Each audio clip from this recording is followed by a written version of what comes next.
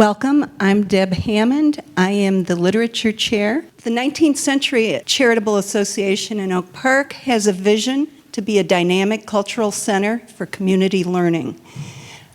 We have scheduled 30 programs in this season of our enrichment series as a part of our mission to strengthen our community through learning, giving, and sharing our landmark building. Today's program is Nelson Algren, the city's prophet. I'm so pleased to introduce Mary Wisniewski, who is our speaker. She was a columnist for the Chicago Tribune, the Sun-Times, and Midwest correspondent for Reuters. Currently, she's a book and theater critic for New City. She has received numerous awards on her reporting. She teaches creative writing and creative nonfiction. She's written the first biography of Chicago's Nelson Algren in 25 years. Thank you very much. Good afternoon, everybody. Thanks so much for having me here today. Really appreciate it. I love talking about Nelson Algren. The subject today is Nelson Algren as the city's prophet. And I was thinking before I came, what do we think of when we think of the word prophet? We think of usually Old Testament guys, right, in robes, eating bread brought to them by ravens and foretelling doom. And I looked up the word prophet, and it's a compound Greek word, and it means both someone who foretells the future, for the future, and someone who is an advocate or a speaker, either on behalf of God or on behalf of the people. And I think that all great artists and great writers are prophets for the simple reason that they can see. They can see through the lies of their own time. They can see through the stereotypes of their time, the shibboleths of their time, and they can tell the truth. And when you're telling the truth, it's really the only way you can foretell what's coming. Because if you're telling the truth, you're telling things as they really are. And so a prophet can see clearly. He sees the storm clouds and knows that the rain is coming. And other people are saying, what storm clouds? There's no storm clouds. What are you talking about? Why are you such a downer? You know, there's no PR person for sunny weather who's going to convince him that he doesn't see what he sees. And in American literature, being a prophet means something very specific, I believe. Because America is a very contradictory place to live. It's a very contradictory country. It was built on a tremendous promise of individual freedom and liberty and everyone's created equal, all these wonderful revolutionary ideas that we love. I love. I've read all the biographies, Washington and Hamilton, everything. I love this thing. But it was also built on a lie. It was built on slavery. It was built on we can come here and we can take land from people that, that had it for centuries. And it's okay to steal that land. And so we have this contradiction in this country about class, that everyone in the United States is created equal. But the truth is, and we know the truth is that if you're wealthy and you're white and you're a man, you're more equal than everyone else, right? So these contradictions, it's wealth that gets rewarded, no matter how you get it. And that's part of what our country is. And we have this. And these contradictions are built into the country. They're sewn into the fabric of the flag. And if you know these things about America, it isn't hard to predict what America is capable of and what it's going to do and what its future could be and what kinds of things are going to be part of America's story. And if you're a prophetic American writer, a writer who really sees how things are, you're going to talk about these contradictions. So you see this in Mark Twain, right? You see this with Huck Finn wondering if he's a bad person for not wanting to turn in his friend. He thinks he's crazy. He thinks he's bad because he doesn't want to turn in Jim. And that's the contradiction of America. And you see this in Arthur Miller, talking about how the truth tellers in Salem were the ones that got pressed to death or got hanged. And you see this in Nathaniel Hawthorne and in Toni Morrison and F. Scott Fitzgerald and Frank Norris. If you read McTeague, the guys wrestling in the desert over gold coins. That's part of the contradiction of America. And you definitely see it in Nelson Algren, who wrote with such brutal honesty about what it was like to be in the underclass. Not just poor, but totally falling, not just on the lower rung of the ladder of success, but actually falling off the ladder and being at the bottom. And I think he was able to see that. He was able to see what it means to be underclass. He was able to see what it is to set the underclass against each other. And I think that was part of what makes him a great prophet.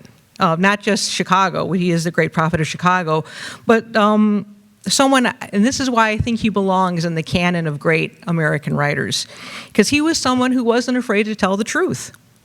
And not everyone liked that.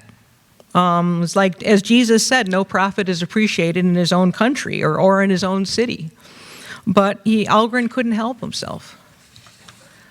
I'm going to talk a little bit about his childhood because I think that there are certain things that set him up as someone who talks about the truth. He was born in 1909. He was actually born in Detroit. And his dad was a mechanic and was working on cars in Detroit. And then he came to Chicago when he was 4 years old. He was living on the south side, and then near St. Columbanus. And then they moved up to Albany Park. And he was a kid during the 20s.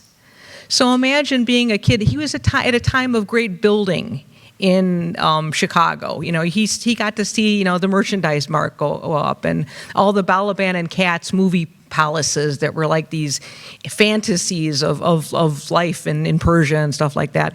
And he was able to see this great boom in the economy, and that everyone could get rich, and that everyone was going to make it. And he went to Roosevelt High School, and he was in the civics club. And he kind of learned all these great things about America. And but he was always an outsider. He was a White Sox fan in the North Side, for one thing. But he was not only a White Sox fan on the North Side. He was a White Sox fan in the North. They moved up there in 1920. Okay, so he had been a fan of Shoeless Joe and Risberg and all these guys, and he comes up, and this was before. You have to remember that the 1919 Black Sox scandal was not known to the public until 1920. So he comes up there and he's showing off his Swede Risberg bat, and they come, and then the scandal breaks, and they ask him, well, you can't be a White Sox fan anymore, can you? And he gives up his bat because he can't be a fan anymore because he's an outsider. He was also Jewish on the South Side, living in a Catholic neighborhood. And then when they were living up in Albany Park, which was a Jewish neighborhood, his parents didn't practice, so that was the other way. They were kind of on the outside. And he was also the product. He was a middle-class kid, but his dad never knew how to make a living. He was always fumbling things up, and so his dad wasn't making money when everyone else was making money. So we kind of saw that. And then he went to University of Illinois, and he became a journalism major. And he thought he could be, this is the heyday of journalism. There were 8 newspapers in Chicago. He could have a job anywhere he wanted to, right? Handling those candlestick telephones and, just like on the front page. And then when he graduates in 1931, which was not a good time to graduate in any field. And he comes back to Chicago, and he sees what's happening here in Chicago. He sees, there were people eating out of garbage cans. His older sister, Bernice, was a school teacher, and they weren't being paid. He was seeing, people living in the parks. He was seeing his parents lost their 2-flat on Troy. He saw all these things, and he couldn't find a job. There were people camped on Lower Wacker Drive. They were forming Hoovervilles in the public parks. In 1932, 700,000 Chicagoans were out of work. And desperate. There was no unemployment insurance. There was no organized relief outside of private charities. Probably this organization was helping people. Al Capone set up a donut line. This was how bad things were. There were strikes breaking out. And so Algren looked for jobs as a newspaper reporter. He would have taken anything. He went up to, he tried at City News Bureau, he tried at everything, but he couldn't find anything. So like a lot of people at that time, he took to the road. He stuck out his thumb on Route 66. standing there, in the cornfields where the dust is blowing because there had been droughts for 2 years, and and that's what caused the Dust Bowl. It was all over the country. And so he started doing strange things, like he went down to New Orleans and he was picking apples and he was picking fruit and he was working on washing dishes. He got involved in a scam where people would go, he and 2 buddies of his would go around and sell Marcel Wave certificates. If you've ever seen a Marcel Wave, it's kind of a complicated hairdo from the early 1930s, and they'd offer these certificates to ladies for $0.25, and there wasn't, and the place they were advertising didn't actually sell them. And so eventually they went back to the same neighborhood twice, and they got beat up. So I want to read a bit from my book about Nelson Algren about this time. One night in New Orleans, Nelson remembered sitting around a dim electric bulb like a campfire, sharing thin soup enlivened with a single piece of ham. Everyone knew that the man serving the soup would get the ham for himself, but he slipped somehow, and the ham landed in an old visitor's bowl, and Nelson remembers the terrible sense of loss on everyone's face. What happened? That was the question on all these thin faces around him, all these native sons. He heard it in everyone's talk, from the boxcars, from the jungles, from the women on back porches, yearning for Marcel Waves. I always worked hard. My family worked hard. We weren't bums. I fought in the war. I worked on the railroad. I went to college. I had a farm. I saved my money, and the bank lost it. If we worked hard, weren't we supposed to rise? He heard stories colored in every shade of desperation, of babies dying and wives leaving and fathers committing suicide and crops that wouldn't grow and non-union factory jobs that burned lungs and crushed fingers and mothers and sisters going mad. So this is what he was encountering after he'd come out of the 1920s. And he remembered these highly colored, holy card pictures of democracy and opportunity and equality he had studied in school. The Depression had lifted the veil on what seemed to him a massive fraud. There was no equity here, no justice. All these scenes, he writes this, all these scenes piled one after another, piled up into something that made me not just want to write, but to really say it, to find out that this thing was all upside down. Everything I'd ever been told was wrong. Now, Nelson could understand why a man would cheat and steal for his family or just to keep himself alive. So Nelson's heart and imagination settled in 1931 at the bottom of the wretched 20th century, among the rags and the bones. Years later, critics would call him out for this. They said, oh, he's the Bard of the stumble bum. He's stuck in the 30s. And they wondered why he kept writing about such people. But we have to remember that the marks of early adulthood and trauma will form your imagination. Herman Melville was on a whaling ship when he was 21. And he talked about its unique horrors forever, long after he got onto the land. And Nelson stayed in the freight cars and dimly lit rented rooms that he remembered from early adulthood with the hungry men and their thin soup with the piece of ham for the rest of his creative life. This didn't mean he was stuck in the 30s. It means that he did not forget what the decade taught, that in this winner-take-all capitalist society, the crust of civilization is terribly fragile. He knew the race was rigged, and not everybody was going to make it, and he believed it was the duty of the artist to shine the light on those left behind. One of his friends was Kurt Vonnegut, and Kurt Vonnegut knew that Algren was an atheist, but he saw his pessimism about life on earth as essentially Christian. He says, Vonnegut said, like Christ as we know him from the Bible, he was enchanted by the hopeless. He could not take his eyes off of them. So this is what he's writing about. So his first book, he starts writing short stories. He comes back from working on the railroad and living among these bums and riding the freight trains and he comes back and he moves into his parents' houses before they lost their home, and he starts writing short stories and he gets a book contract, and his first book is called Somebody in Boots. And it's about this poor kid living in the South who has this terrible, terrible dad, who imagines that he's the final. Algren describes the dad as the final descendant of the men who came out of Kentucky after the game was all gone. And this is his father, Stub McKay, who has this damned feeling, he talks about, this damned feeling that someone's cheating him of something. And he sings bloody hymns and he reads the gospel as an excuse to hate and fight.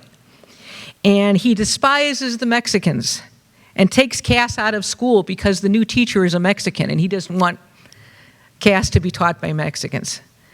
He is this archetypal American character. He's an ignorant bigot who thinks that members of the working class are trying to take from him what little he has. He's the type of person, Algren writes, that would be drawn by fascists and demagogues. So we might recognize Stub McKay as someone that we're seeing right now, as someone that we're seeing in militaristic groups. Cass runs away from him.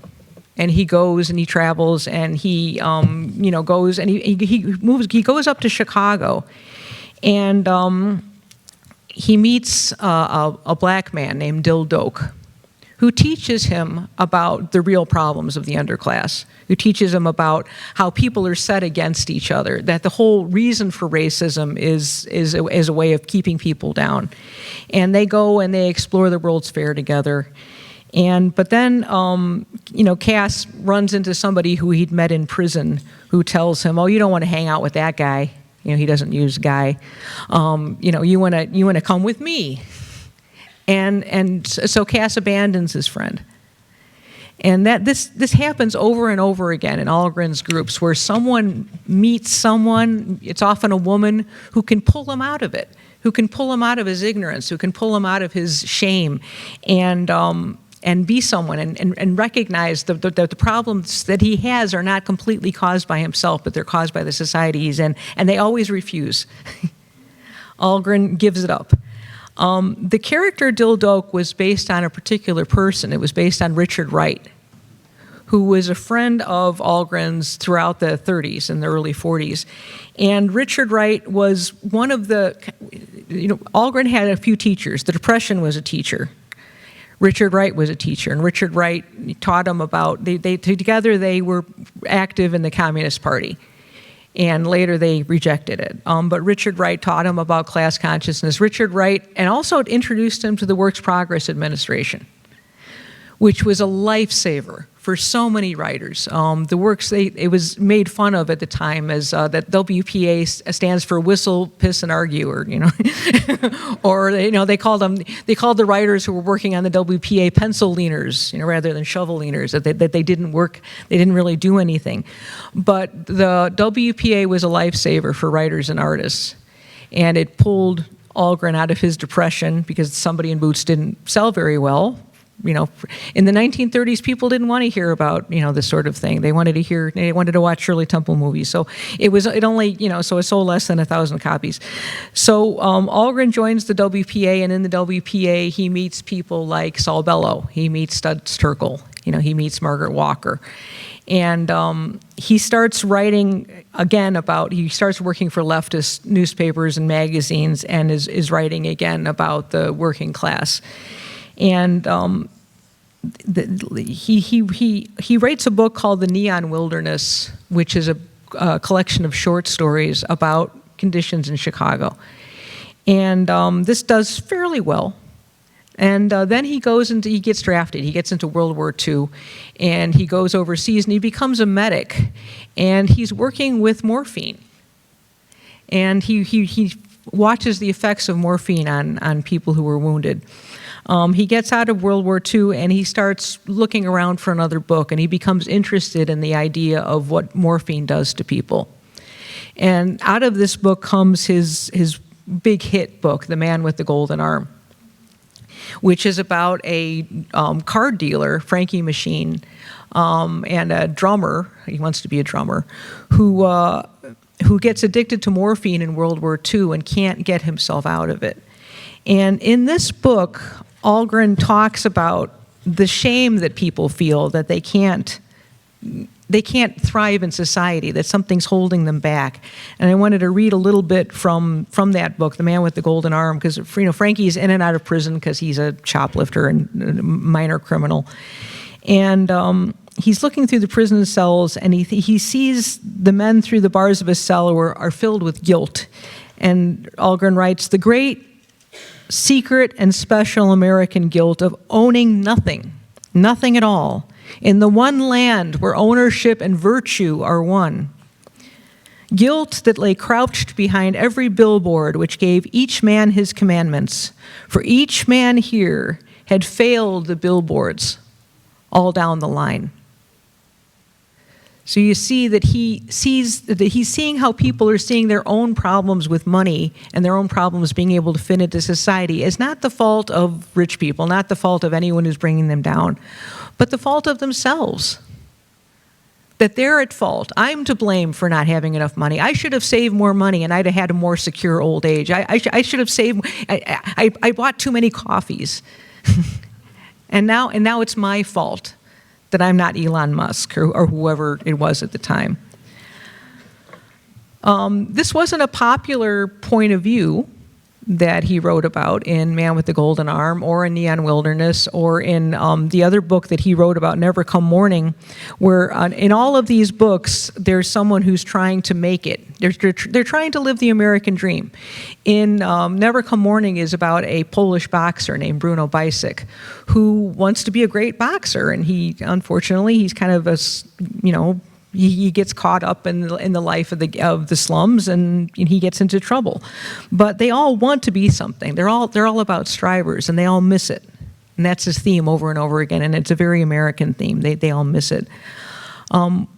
I talked about Richard Wright as being an inspiration and a teacher for Algren. They belonged to a writers group together where they would share stories.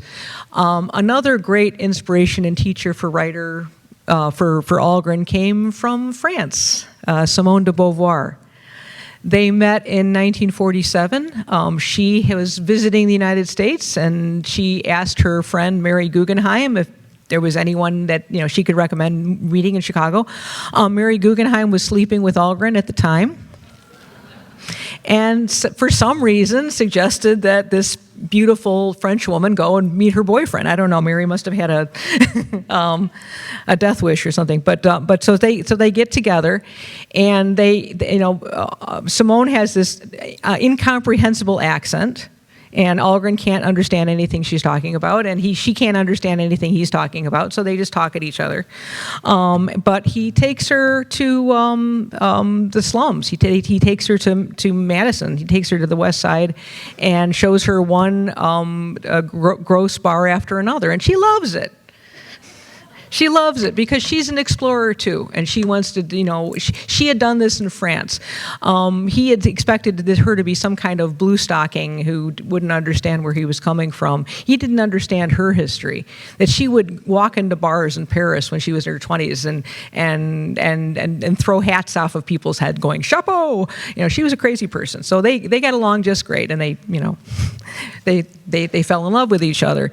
And they were both inspirations for each other for their greatest books. At the time when she met Algren, she was working on an essay about the problem of being a woman.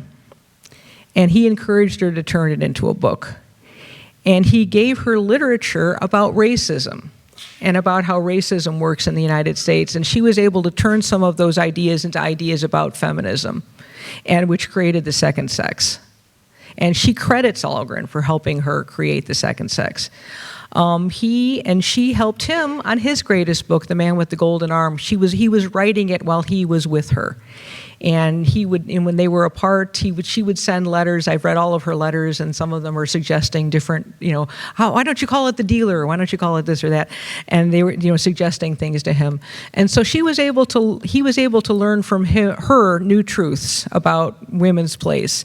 And I think it's significant because Algren is kind of seen as this rough and tumble, He-Man writer, someone who's like always drinking and playing poker and that sort of thing. And the most interesting people in his books are almost always women. So I think that that's another way that he's seeing things that other people in his time aren't seeing. His stories are full of people who are looking at other people as the enemy. Not the other poor people. The white people look down on the black people. The white people look down on the Mexicans. The sober look down on the drunk. The dope heads look down on everyone else because they're seeing things that they can't see. In Richard Wright, in his introduction to Never Come Morning, he talks about that most Americans are reluctant to admit the tragically low quality of experience of the broad American masses. The feverish radio programs, the super advertisements, the streamlined skyscrapers, the million-dollar movies, and mass production have somehow created the illusion in us that we are rich in our emotional lives. To the greater understanding of our time, Never Come Morning shows what actually exists in the nerve and the brain and the blood of our boys on the street. Now, unfortunately, there's a cost to telling the truth. There's always been a cost to telling the truth, as there was from the time of the Old Testament prophets. Algren was on a pretty high platform in 1949, 1950. You know, he was dating this beautiful French existentialist. In 1950, he won the first National Book Award for fiction with The Man with the Golden Arm. He got his prize from Eleanor Roosevelt. He was riding high. They were offering him movie deals. John Garfield, the great actor, was wanting to play Frankie Machine in Man with the Golden Arm. He had formed a production company with another guy named Bob Roberts, and they were gonna make this script. Nelson worked on the script of Man with the Golden Arm, and he did a great job with it. And then everything fell apart. Because when was it? It was 1949, 1950. What was going on? The House Un-American Activities Committee. Everyone who was involved significantly in the making of the movie The Man with the Golden Arm, and I'm not talking about the Preminger movie, I'm talking about the one they were trying to make in 1950, was blacklisted or had to give up people. John Garfield, the actor, refused to give people up. And soon after the McCarthy, the time he was testifying, he had a fatal heart attack and died at the age of 39. And people who knew him blamed the House Un-American Activities Committee for what happened. I don't know, maybe he just had a bad heart. But the point is that the idea of having this made into the movie that Algren wanted disappeared. Algren did not get blacklisted. However, he was affected by what was happening with McCarthy, with Joseph McCarthy, and with the House Un-American Activities Committee. For one thing, they couldn't make his movie because all the people got blacklisted or had to leave the country. The other thing that happened is he was having a hard time selling his books. He wrote a great essay about the problem of being a nonconformist in the United States, and which he later turned into a book called Nonconformity, which he couldn't get made into a book. There's some debate about why that was, whether or not Doubleday just didn't like it, or whether or not they just didn't like the ideas in it. But he couldn't get it done. And the Red Hunters got their eyes on him. He had not exactly been a communist, but pretty much every writer in the 1930s who was any good was involved with the Communist Party. I mean, I think Margaret Mitchell and maybe Ayn Rand were the only ones who were not like peripherally involved in the Communist Party in the 1930s, because they saw it. They didn't know what was going to happen. They didn't know what was going to happen with Stalin and how terrible things were going to be. What they saw was what was going on in the United States and the horrible things that were happening to people, and they saw this as a way to, free the country from what was going on. And so, Algren was peripherally connected to the Communist Party, and there was a letter that he signed that had a language in it that said, as a party member, I blah, blah, blah. And someone that he knew from his past brought this up to the FBI. Algren had a long FBI file that went from 1942 to 1970. I got a lot of the information from my book from doing a Freedom of Information Act request of the FBI. I got 500 pages of new material. I mean, it was great for a biographer. It was terrible as he was an American citizen, thinking, geez, they were watching this guy all this time. But he was reported, and when he tried to get a passport in order to visit Simone de Beauvoir in France, he was denied. And it was because they said that he had signed a paper saying, I was not a member of the Communist Party, and they said, no, you were, and we're going to get you for perjury. And so for 2 years, they pursued him, trying to get proof that he had committed perjury by saying that he was not a member of the Communist Party back in the 30s. And so he wasn't able to go anywhere. He became a prisoner in his own country.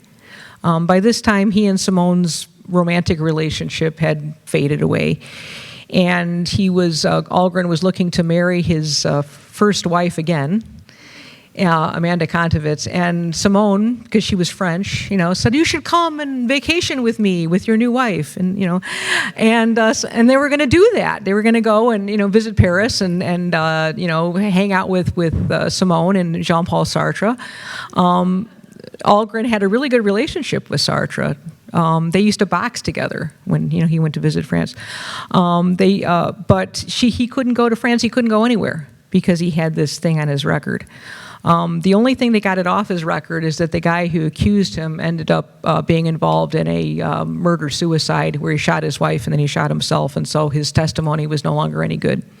And so Algren was finally able to get his passport back.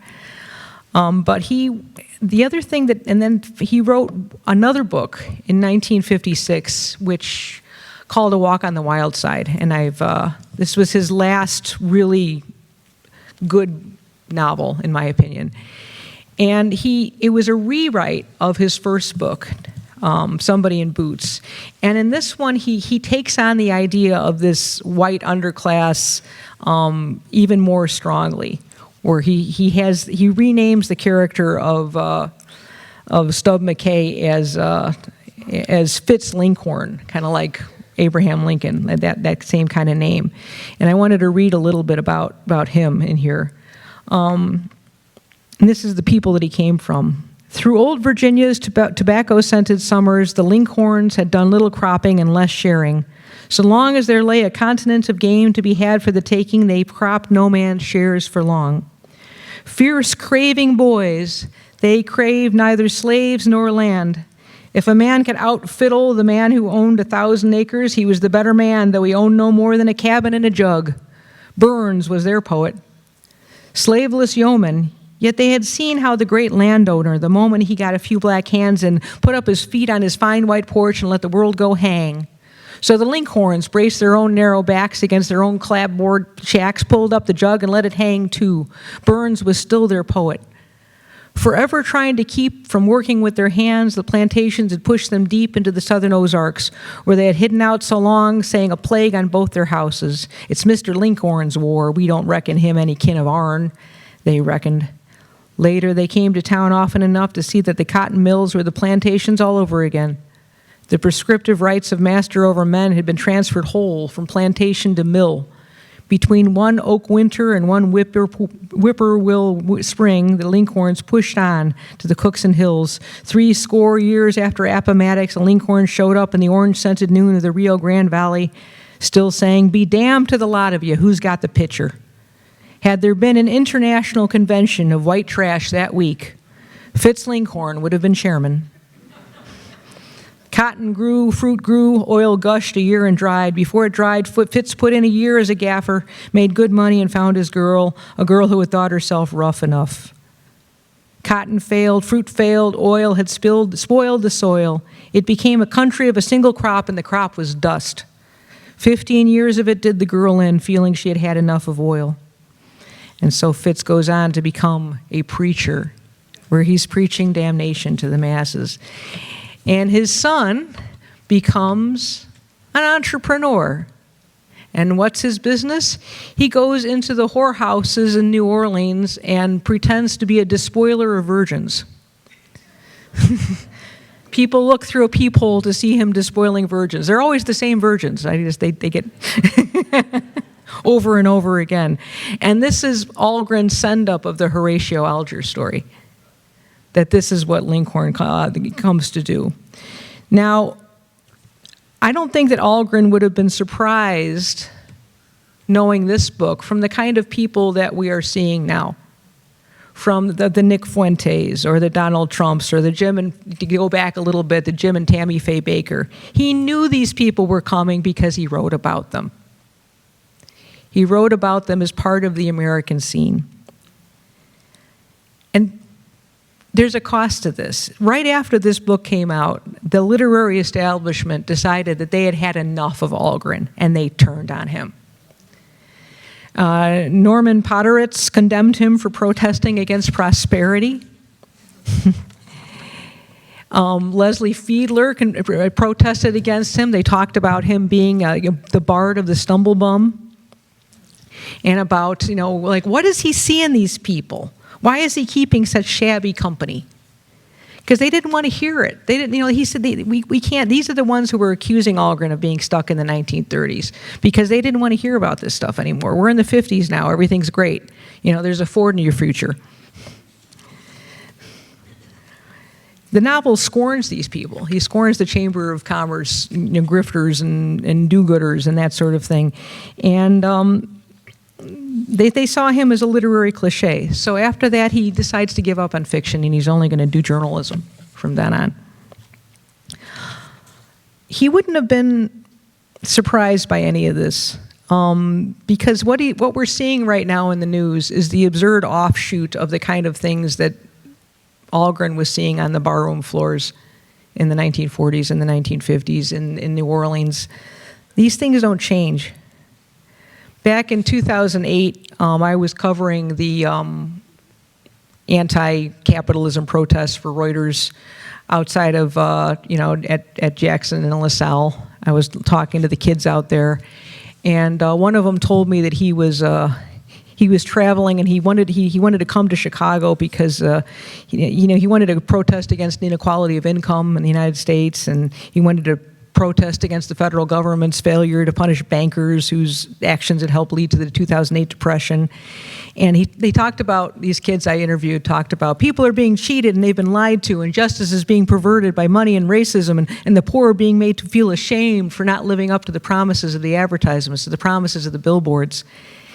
And one of the young people I interviewed was a card dealer from Las Vegas who said now that he was in Chicago, he really wanted to read this book he read about a car dealer.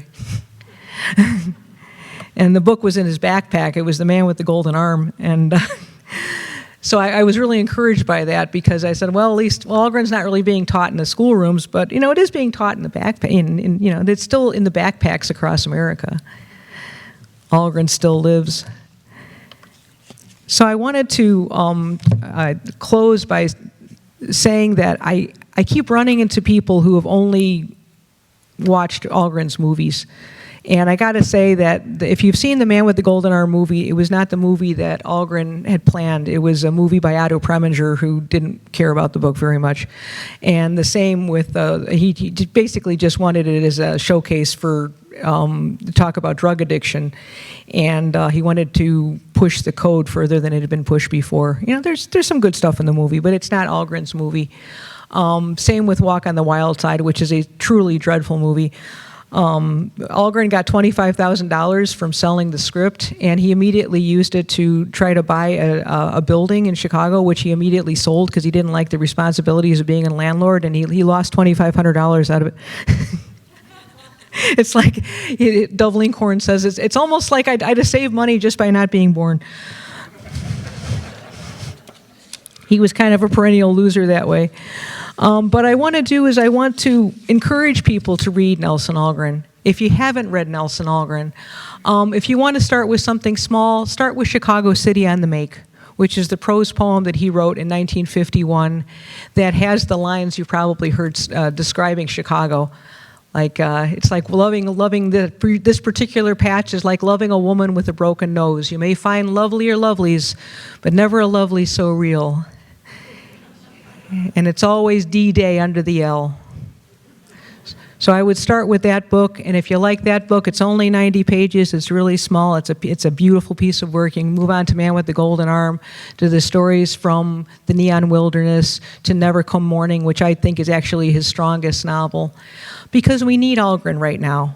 We need someone to remind us that these problems have always been with us, and the problems derive from the working class's sense of shame and their sense that they have to be against each other instead of working together.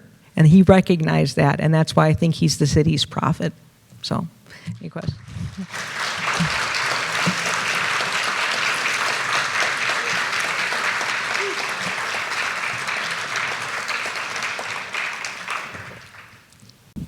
How do you think having a Jewish background affected Algren's sensibilities, or didn't? Okay. Oh no, a good question. I think there's a funny story about his Jewish background. Nelson Algren's background was Swedish, and he had a grandfather who decided after who read the Old Testament and in Algren's own words went crazy after reading it and decided that he was Jewish. And so he changed his last name from Algren, which is his Swedish name, to Abraham. And he came to the United States and married a Jewish girl. And then he went to San Francisco with father, after he had some kids, and he had Algren's father in tow, and he decided he knew more than any of the rabbis in San Francisco. And he used to argue with them about points of scripture and tell them that they were not being kosher enough. And then he went to Palestine. And this was, of course, before World War I, and he took his whole family. So, Algren's father used to tell him about seeing the camels in Palestine riding around. And so he goes to Palestine. He doesn't do very well there because he's kind of a loser. And he comes back, and he decides, while on the boat on the way back to the United States, that the symbols on the money that he has are graven images, and that's a violation of the Ten Commandments. And so he throws all of his money overboard. And so the people on the book take up a collection to, so they can give it to, Algren's poor grandmother, so that they can, make their way back, and then he comes back to the United States, and he's this pathetic figure, and then he decides to become a Methodist. He decides to become a bunch of different things. He basically becomes a rambling preacher, and then he decides that there is no God. Life is terrible. So this is Algren's grandfather. Who he looked just like him. He looked just like him. I've seen pictures of both of them. And so Algren always talks about how he was influenced by his grandfather in being just a little bit crazy. His parents did not practice Judaism. They considered themselves Jewish in that they would talk about it. His mother, Goldie Kalischer, was he describes her family as they came here from Germany, and they all immediately decided to be blonde and blue-eyed as soon as they got to, they wanted nothing to do with the Russian and the Polish Jews who were still, wearing the outfits and everything. But they got from that this feeling of being outsiders. And I think that that's something that Algren carried with him, as well as this legacy of his grandfather, who became so Jewish the Jews didn't like him. So in answer to your question, I think that that's what he got from being Jewish, is this feeling of being an outsider who's also an outsider as a Jew, because he never practiced, so he was kind of nothing. So. Thank you very much. Thank you. Thank you. Is it true? I seem to remember years ago, I read something about him that he moved from Chicago as an old man. He went to Paterson, New Jersey. Is that true? Yes, he did. In 1970, Algren always liked to be writing about the place where he was. And so when he was in Chicago, he wrote about Chicago. When he was in Texas, he wrote about Texas. And he wanted to he started getting interested in the story of Hurricane Carter. If you remember the story of Hurricane Carter, he was a boxer who was unfairly, he was a black man who was unjustly convicted for killing 3 white people. and he was framed. And Algren was interested in the story, and he got a commission from Esquire magazine to write about the Hurricane Carter case. And so Algren wanted to go to Paterson, New Jersey to study the area where it was, and so he left Chicago to do that. He made a big deal out of it, and everyone made a big deal out of it. Oh, I'm leaving Chicago, she says. And he's just like, Chicago's nothing to me anymore, and people complained about it.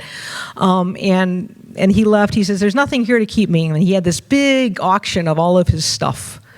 And I talked to some of the people who bought things from the auction. He was trying to sell, this poker table. This is where I compose The Man with the Golden Arm, and this typewriter is how I compose. He had like 30 typewriters. Roger Ebert said that he had 30 typewriters, and he said he composed The Man with the Golden Arm on all of them. So he did leave. He went to Paterson, New Jersey. He ended up not being able to pull together a story for Esquire. And he did write a novel about the Hurricane Carter case. It isn't very good. It's called, Knitted Backwards. It's not good. And, but he ends up in Sag Harbor, Long Island, because a friend of his was able to find him a house there, Joe Pentoro, who was a writer here in Chicago and a playwright. And he actually got his kind of groove back there.